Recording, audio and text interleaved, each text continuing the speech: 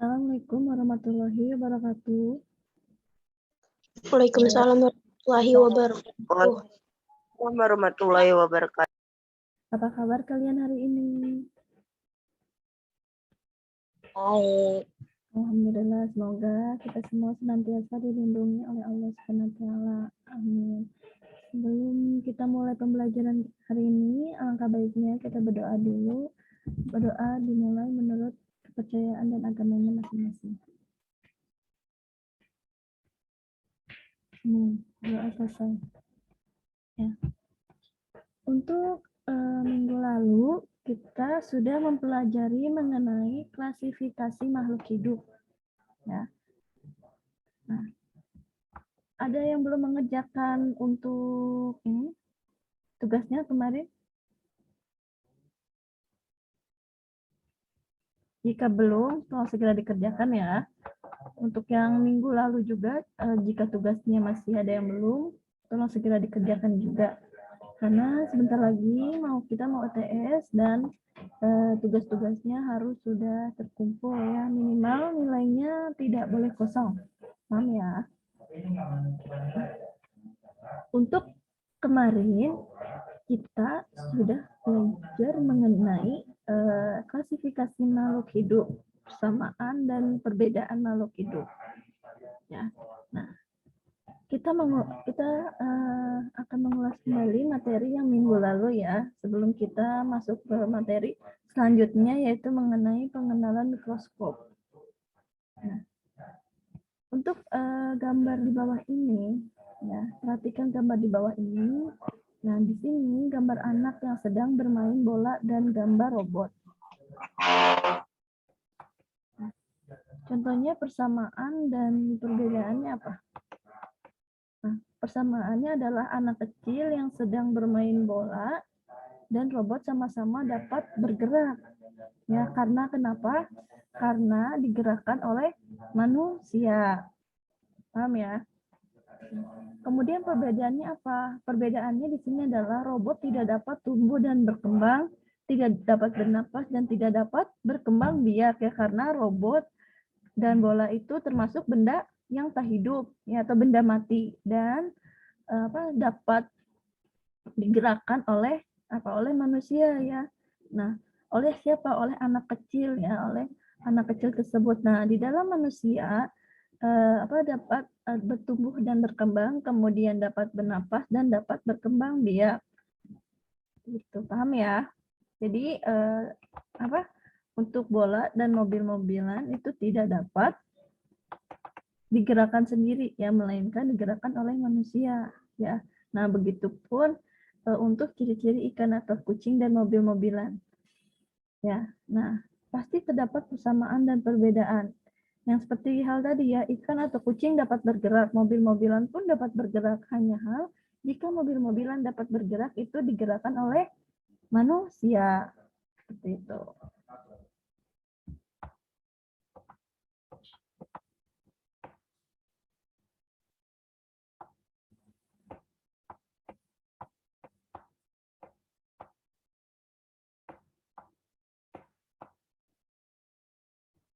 Kita lanjut ya, materi selanjutnya yaitu, nah, di sini juga ya terdapat gambar ciri-ciri yang dapat bergerak ya, misalnya kamu dapat berjalan, berlari, berenang dan menggerakkan tangan. Nah, itu merupakan ciri bergerak. Nah, tubuhmu dapat melakukan aktivitas karena memiliki sistem gerak ya yang ada di dalam tubuh kita. Nah, sistem geraknya terdiri dari apa saja? Terdiri dari tulang, sendi, dan otot. Nah, jadi ketiganya bekerja sama membentuk sistem gerakan. Ya, maka dari itu kita dapat menggerakkan tangan, berenang, berlari, dan berjalan. Paham ya? Nah, begitu juga selanjutnya. Di sini ada terdapat tubuh dan berkembang pada manusia dan pada hewan. Ya, nah perhatikan tubuhmu, perhatikan tubuh kita ya. Semakin tinggi dan masa tubuhmu sekarang dan masa tubuhmu waktu masih kecil itu tentu saja tidak sama ya. Nah, tinggi dan massa tubuhmu itu akan bertambah dan sering berkembang ya, seiring bertambahnya usia. Ya, karena proses inilah yang disebut dengan tumbuh ya, yang dimana waktu masih bayi kita belum bisa berjalan, ya kemudian kita belum bisa berlari ya. Tentu saja ada tahapan-tahapannya ya, bayi juga ya. Nah, bayi sebelum bisa berjalan pasti akan melangkah dulu ya, kemudian duduk dan belajar berjalan. Nah, sehingga proses inilah yang disebut dengan tumbuh. Nah, hewan juga mengalami hal yang sama ya. Misalnya kupu-kupu bertelur ya. Nah, kemudian telur tersebut kemudian menetas menjadi ulat, lalu menjadi kepompong. Nah, kepompong itu berubah menjadi bentuk kupu-kupu muda dan akhirnya berkembang menjadi kupu-kupu dewasa. Kalian mungkin pernah mendengar ya nyanyian seperti telur-telur, ulat-ulat, kepompong, kupu-kupu seperti itu ya. Nah, itulah yang dimaksud dengan metamorfosis atau pertumbuhan pada ini apa? Kupu-kupu ya. Nah, jadi untuk ulat, kalian pernah melihat ulat ya? Mungkin kalian juga pernah belajar di SD ya mengenai metamorfosis pada kupu-kupu ya. Tentunya tidak langsung menjadi kupu-kupu ya. Ternyata kupu-kupu tersebut salah satu dari ulat ya, salah satu perkembangbiakan. Silahkan masuk sini kelas 11 ya. Iya ya. Jadi situ dulu sini. Ya, untuk kupu-kupu tersebut, nah kemudian menjadi ulat ya, ulat yang sering memakan daun, kemudian berubah menjadi kepompong. Nah, nanti kepompong inilah yang akan menjadi kupu-kupu muda dan berkembang biak lagi menjadi kupu-kupu dewasa. Ya, jadi terdapat persamaan dan perbedaan antara manusia dan hewan. Paham ya?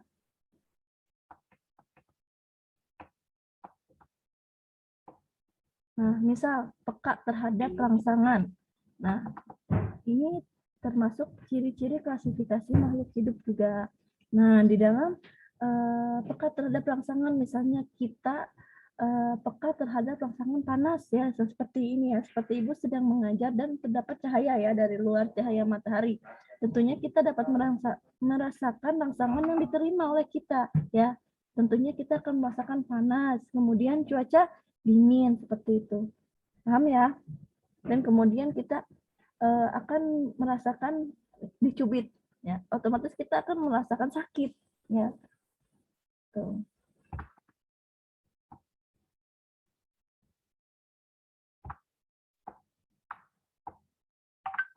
Nah, selanjutnya menyesuaikan diri terhadap lingkungan.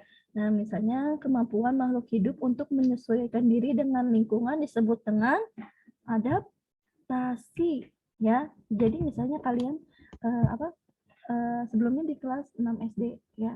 Kemudian kalian masuk ke kelas 7 SMP. Nah, tentu saja kalian akan menyesuaikan diri ya dengan lingkungan yang tentunya berbeda ya dari kalian SD dengan kalian masuk SMP. Yaitu yang dimaksud dengan adaptasi, misalnya seperti itu ya. Paham ya? Nah, contoh hal lain itu contohnya pada tumbuhan. Nah, tumbuhan yang hidup di tempat kering sedikit mengandung air yang memiliki daun yang sempit dan tebal, sedangkan tumbuhan yang hidup di tempat basah banyak mengandung air, memiliki daun lebar dan tipis. Seperti itu. Nah, di dalam pengklasifikasian makhluk hidup, ya contohnya yaitu pernah kamu ke pasar tradisional, ke pasar misalnya bareng dengan ibu kalian, misalnya kalian ikut ke pasar, pernah ya pasti. Nah, pernahkah kamu memperhatikan para dagang pengelompokan barang dagangannya ya? Misalnya ada kelompok sayur, ada kelompok buah, ada kelompok barang, kebutuhan pokok, dan lain-lain macam-macam ya. Nah, ada kelompok buah-buahan. Nah, ada pun kelompok pokok tersebut. Nah, kemudian apakah kamu pernah memperhatikan macam-macam hewan di sekitarmu ya, seperti terdapat hewan peliharaan ya, ayam, kemudian kucing ya, misalnya kucing, kemudian kelinci ya. Nah, kemudian ada hewan ternak, ayam, kerbau seperti itu ya. Kemudian ada hewan liar seperti jenis ular ya. kemudian singa seperti itu, kemudian sejenis hewan liar lainnya ya. Nah, masih banyak lagi keanekaragaman makhluk hidup yang ada di bumi ya, yang tentunya beragam jenis, sifat, serta ciri-cirinya. Nah, untuk mempermudah dalam mempelajari keanekaragaman tersebut, nah manusia melakukan pengelompokan makhluk hidup. Ya, jadi pengelompokan makhluk hidup ini dinamakan klasifikasi. Seperti itu.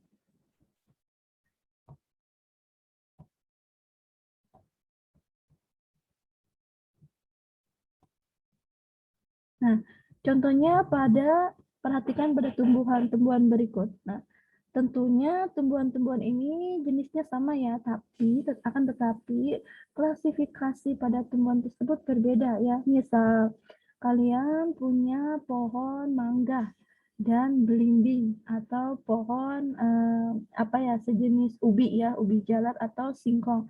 Tentunya terdapat perbedaan antara tumbuhan tersebut. Seperti pada akarnya ya, misalnya akar tunggang terdapat pada pohon apa gitu ya. Kemudian akar serabut terdapat pada pohon apa seperti itu. Jadi dibedakan ya, dibedakan ciri-ciri dalam tumbuhan tersebut. Nah, kemudian bayam dan kacang. Ya, tentunya bayam dan kacang sama ya, sama jenis tumbuhan, tetapi beda klasifikasinya, tetapi beda dari akarnya, kemudian dari batangnya, buahnya, seperti itu ya. Tentu memiliki perbedaan. Paham ya? Sampai sini paham ya? Untuk klasifikasi makhluk hidup hanya Ibu membahas sedikit aja ya.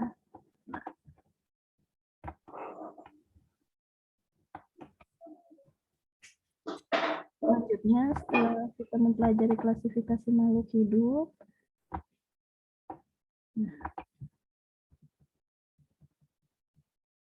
untuk klasifikasi makhluk hidup sudah jelas ya. Kemarin sudah dijelaskan juga, sudah diberikan tugas juga ya. Nah, selanjutnya juga,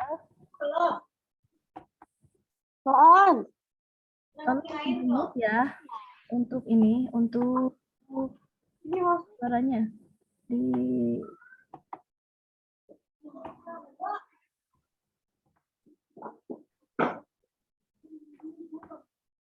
dimatikan dulu ya, Nak. Nah, selanjutnya kita akan membahas kelompok makhluk hidup. Nah, tadi kan kita membahas kelompok makhluk hidup yang berukuran besar ya, maksudnya yang bisa dilihat oleh kasat mata kita, ya, yang bisa dilihat oleh perbandingan dan persamaan dari kasat mata kita. Nah, selanjutnya kita akan melihat kelompok makhluk hidup yang berukuran kecil. Ya, nah, kelompok makhluk hidup yang berukuran kecil tidak dapat dilihat oleh kasat mata kita, melainkan dapat dilihat oleh alat ya, yang berupa mikroskop. Ya, nah, tahukah kamu bahwa ada makhluk hidup yang berukuran sangat kecil ya?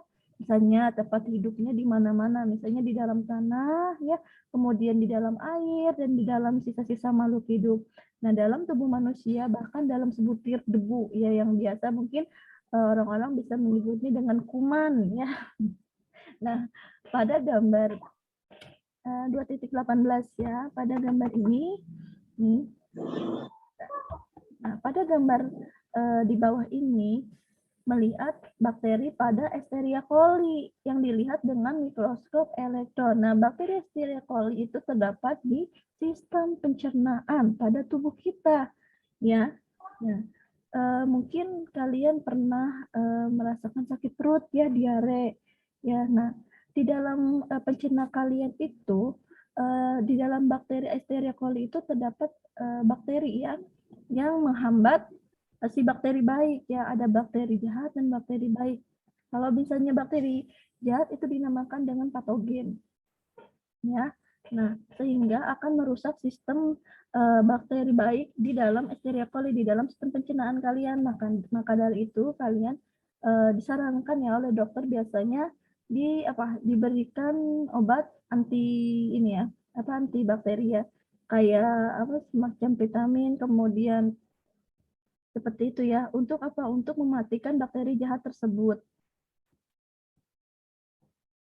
Nah, selanjutnya yaitu menggunakan pewarnaan gram. Misalnya ya, kalian mungkin pernah lihat ya, air sumur, air got ya.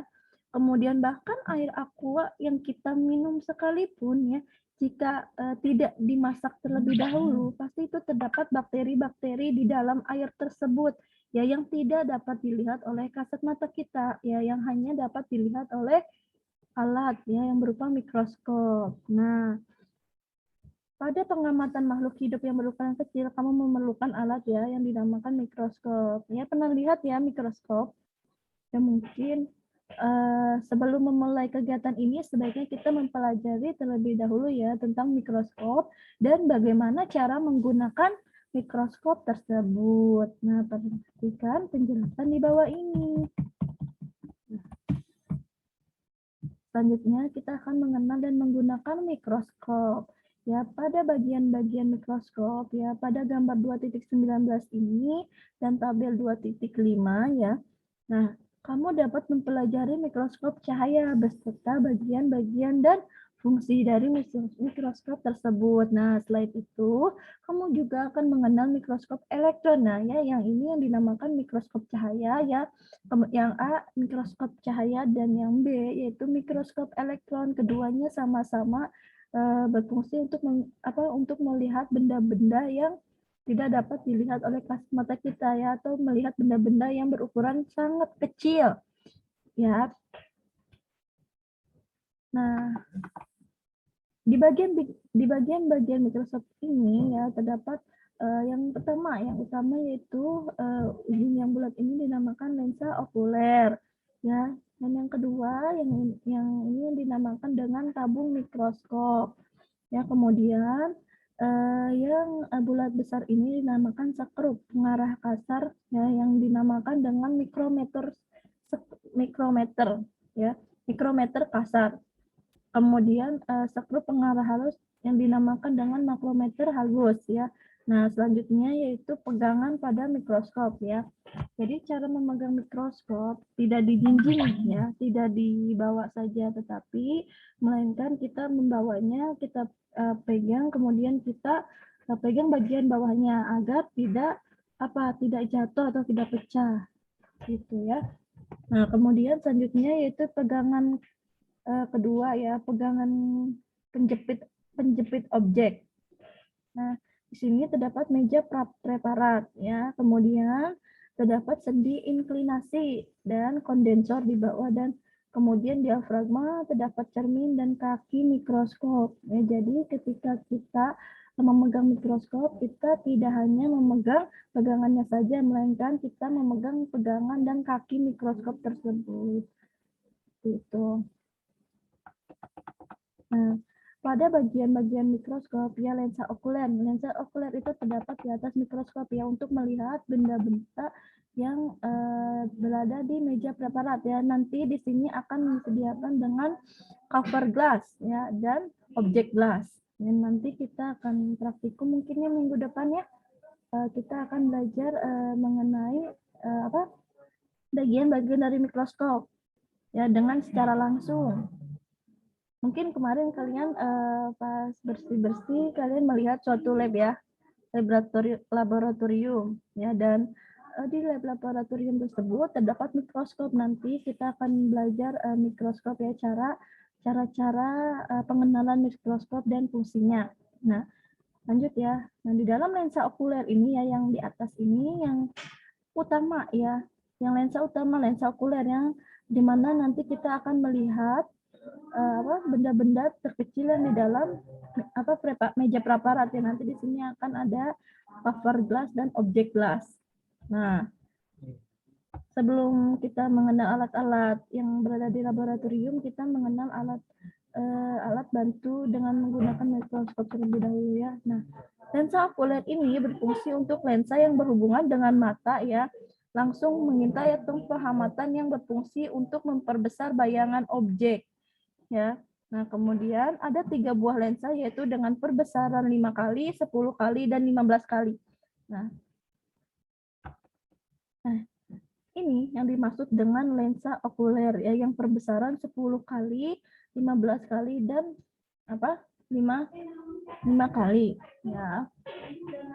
Nah, nanti kemudian lensa objektif. Nah, lensa objektif ini lensa yang berada di dekat objek atau benda berfungsi untuk memperbesar bayangan benda. Nah, ini yang dimaksud dengan lensa okuler dan ini yang dimaksud dengan lensa objektif. Ya, jadi ada dua ya. Lensa objektif apa tadi? Lensa objektif yaitu lensa yang berfungsi ini yang berada di dekat objek atau benda, yang berada di dekat objek atau benda yang ini ya. Nah, untuk mengamatinya. Nah, kemudian lensa objektif tersebut berfungsi untuk memperbesar bayangan pada suatu benda. Nah, susunan lensa ini biasanya terdiri atas 3 atau buah dengan perbesaran masing-masingnya. Jadi susunan lensa objektif ini terdapat 3 atau buah ya, yang dimana terdapat perbesaran 10 kali, perbesaran 15 kali, perbesaran 60 kali. Jadi untuk memperjelas atau memperbesar ya di dalam pengamatan pada meja praparat ya, yang nantinya di sini terdapat objek glass dan cover glass. Nah, kemudian yaitu diafragma. Diafragma yaitu untuk mengatur intensitas cahaya yang masuk ke lensa objektif. Untuk mengatur cahaya ya, diafragma ini untuk mengatur cahaya yang di bagian bawah ini. Kemudian untuk apa? Untuk mengatur intensitas cahaya yang masuk ke lensa objektif. Jadi sebelum ini diamati, nah diafragma ini tuh untuk mengatur intensitas cahaya yang akan diamati pada lensa objektif ini ya, di dalam cover glass dan objek glass yang sudah diberikan pelakuan. Misalnya nanti kalian diberikan pelakuan air sumur misalnya 1 tetes saja. Nah, kemudian kalian taruhnya di preparat dan ditutupnya di objek glass gitu. Nanti terlihat oleh mikroskop tersebut. Nah, sebelum itu kemudian selanjutnya terdapat cermin. Nah, cermin ada 2, yaitu cermin datar dan cermin cekung. Nah, cermin ini yaitu untuk berfungsi untuk mengarahkan cahaya pada objek. Ya, cermin datar digunakan ketika cahaya yang dibutuhkan terpenuhi, sedangkan cermin cekung yaitu digunakan untuk pengumpulan cahaya. Nah, ini ya, cermin datar, cermin cekung, dan cermin cembung untuk mengatur cahaya, ya, untuk mengatur cahaya yang masuk ke dalam cermin tersebut.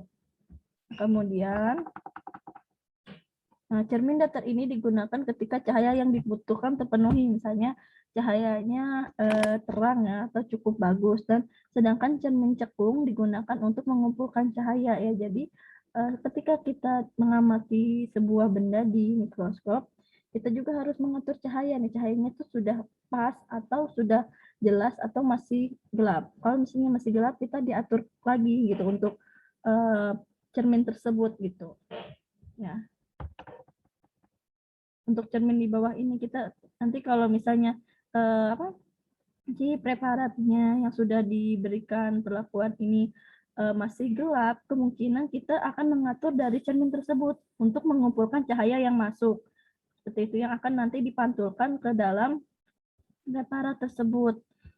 Nah, kemudian selanjutnya yaitu tabung mikroskop atau tubus untuk menghubungkan lensa okuler dan lensa objektif. Nih, tabung mikroskop yang ini ya, yang tengah ini digunakan untuk menghubungkan antara lensa okuler dan lensa objektif.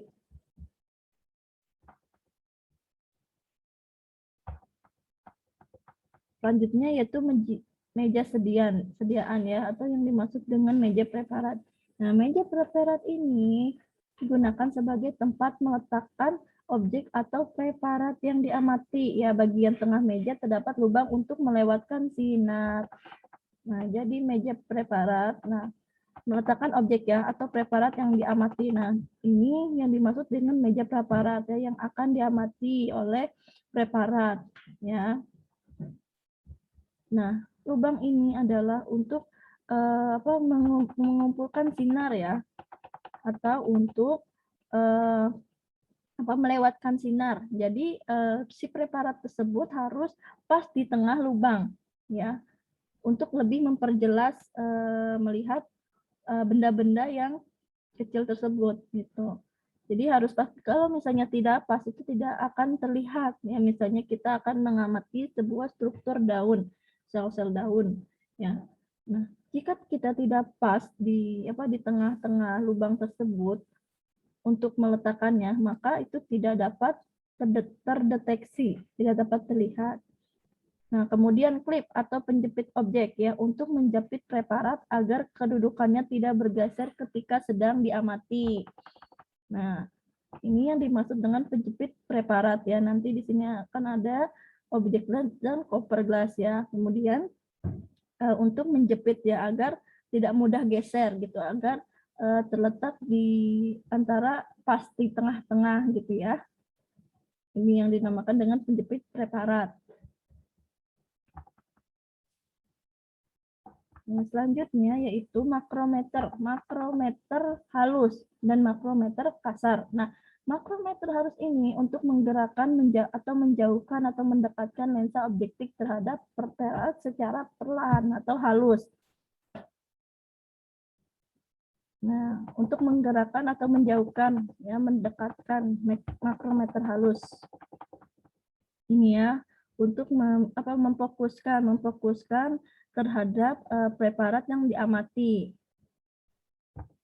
Kemudian pengaruh skrup pengatur kasar ya, atau makrometer kasar.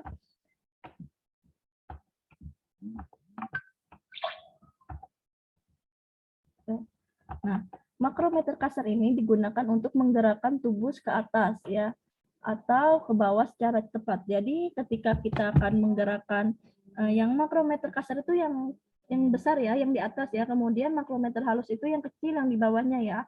Nah, berbeda dengan fungsinya ya. Kalau misalnya pemutar halus atau mikrometer halus ya.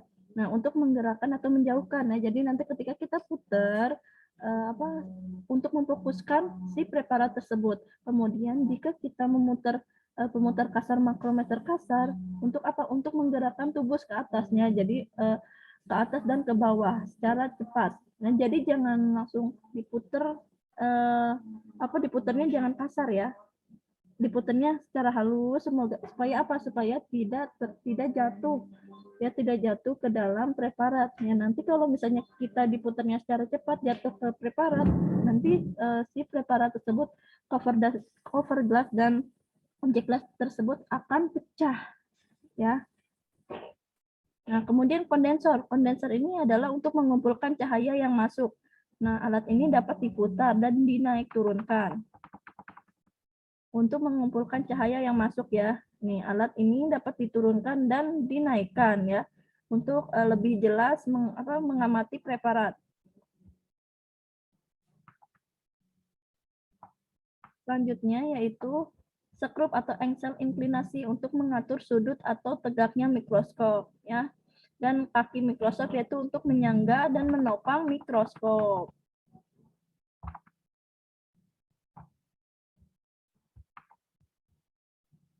Nah, jadi ketika kita memegang sendi inklinasi ini untuk menggerakkan ya, atau untuk memperkuat mikroskop ya. Nah, kemudian kaki-kaki mikroskop ini untuk sebagai penyangga mikroskop tersebut.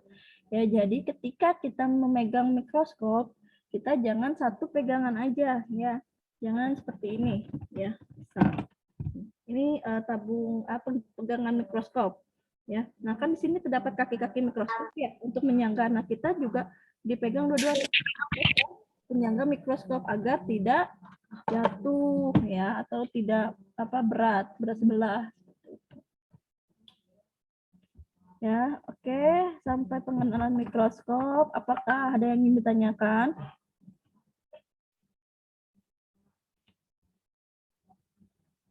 Nah, untuk pemutar kasar makrometer ya, secara perlahan sambil dilihat dari lensa okuler. Jadi ketika kita memutar makrometer, bukan makrometer skrup ya, makrometer kasar yang terdapat di mikroskop, kita lihat.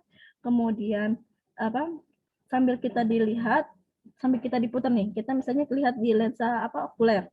Ya, di lensa okuler kita sambil melihat memutar makrometer kasar, bukan jadi makrometer kasar untuk apa? Untuk memfokuskan cahaya di dalam preparat tersebut ya. Kemudian untuk makrometer halus. Nah, makrometer halus ini adalah untuk memperjelas bayangan objek. Ya, ketika kita misalnya kan kita diputar nih makrometer kasarnya. Nah, kemudian akan naik. Nah, kalau misalnya kita naik, otomatis preparat tersebut akan terlihat jauh, bahkan tidak terlihat jelas ya. Nah, maka dari itu kita turunkan makrometer kasar tersebut ya, agar pas ya, atau agar terletak di tengah-tengah ya. Untuk memfokuskannya yaitu kita menggunakan makrometer halus ya, untuk memfokus preparat tersebut. Seperti itu. Nah, kemudian jika kita preparatnya belum tepat, misalnya preparat kan kita nanti terdapat objek glass ya, dan cover glass. Nah, objek glass ini sebagai untuk menyimpan preparat. Nah, kemudian nanti terdapat objek glass yang kecil ya, untuk apa? Untuk menutup preparat tersebut. Nah, preparatnya apa? Preparatnya itu benda yang akan kita amati di dalam mikroskop. Mungkin sekarang belum ada bayangan ya. Mungkin nanti akan ada kalian mengetahuinya secara langsung ya, dengan menggunakan mikroskopnya. Nah, kemudian si objek tersebut dapat digeser dengan lengan ya, yang berhubungan dengan penjepit tadi ya, penjepit preparat ya, agar tidak bergeser ya. Kemudian agar diletakkan di tengah-tengah ya, di tengah-tengah lubang tadi ya, untuk mengumpulkan cahaya tadi. Agar apa? Agar terfokus dengan jelas ya. Nah, jika setelah preparat terlihat, misalnya kita tuh udah melihat preparatnya, nah ini ya. Nah, contohnya ya, di nomor 1 yaitu kita memegang pegangan mikroskop dan kaki mikroskop ya, sebagai penyangga. Kemudian kita atur terlebih dahulu lensa objektif ya, yang perbesaran berapa tadi? 10 kali, 15 kali, dan 60 kali ya. Kemudian setelah itu kita amati preparat ya, di meja preparat yang telah diamati pada preparat ya, yang benda yang kecil tersebut, dan kita ditutup oleh objek glass ya. Kemudian kita dijepitkan ya, agar tidak mudah bergeser, dan diletakkan di tengah lubang ini ya, agar untuk mengumpulkan instansasi cahaya tersebut. Kemudian setelah itu kita lihat di lensa okuler. Nah, kemudian kita atur makrometer kasar ini ya, kita naikkan ya. Jika terlalu dekat kita akan naikkan sedikit. Nah, jadi ini makrometer kasar ini tidak kita langsung turunkan secara cepat ya. Karena apa? Karena akan khawatir akan terkena preparat tersebut, dan akan khawatir akan pecah ya objek glass dan cover glass tersebut. Nah, kemudian setelah kita sudah menaikkan atau menurunkannya secara pas di tengah ya, di sini kita memperjelas dengan makrometer halus seperti itu, dan mengatur cahaya menggunakan cahaya cermin cekung ya, dan cermin cembung untuk mengumpulkan cahaya dan mengatur instansasi cahaya ya di dalam kondensor ini, seperti itu ya. Kemudian setelah itu kita melihat objek lensa okuler ini ya, yang sudah terdapat preparat ya, atau yang benda-benda yang kita amati, yang akan kita amati. Nah, misalnya ini yang dinamakan dengan cover glass ya, untuk meletakkan preparat. Nah, yang ini yang dinamakan dengan preparat atau benda yang akan kita amati. Nah, kemudian nanti akan ditutup menggunakan cover glass ya. Nah, setelah itu kita letakkan di meja preparat, dan kita atur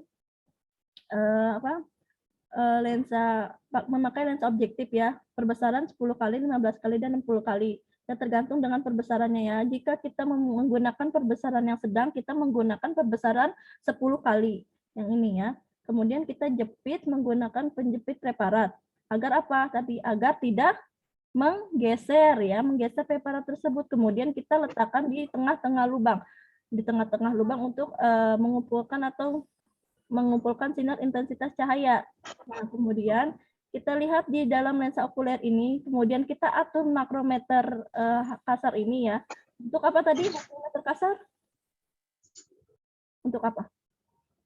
Untuk menaik atau menurunkan, ya, menaik atau menurunkan lensa objektif dan lensa okuler, ya. Kemudian di sini terdapat tabung lensa, ya, yang menghubungkan antara lensa okuler dan lensa objektif. Makrometer halus tadi untuk apa? Mikrometer halus untuk memperjelas, ya, untuk memperjelas preparat tersebut. Nah, kemudian apa ini cermin cekung, dan cermin cembung itu untuk apa? Untuk mengumpulkan sinar cahaya, ya, yang akan dipantulkan kepada ini preparat, ya, agar terlihat jelas, ya. Nah, sampai sini apakah ada yang ditanyakan?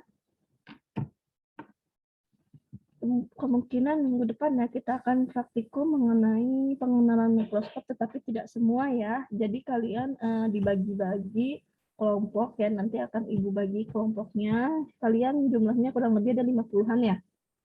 Nah, nanti perwakilan kelompoknya aja ya yang akan hadir ya. Nah, yang lain yang di rumah itu kalian menuliskan fungsi-fungsi dari mikroskop tersebut. Ya, paham ya? Jadi ada yang ke sekolah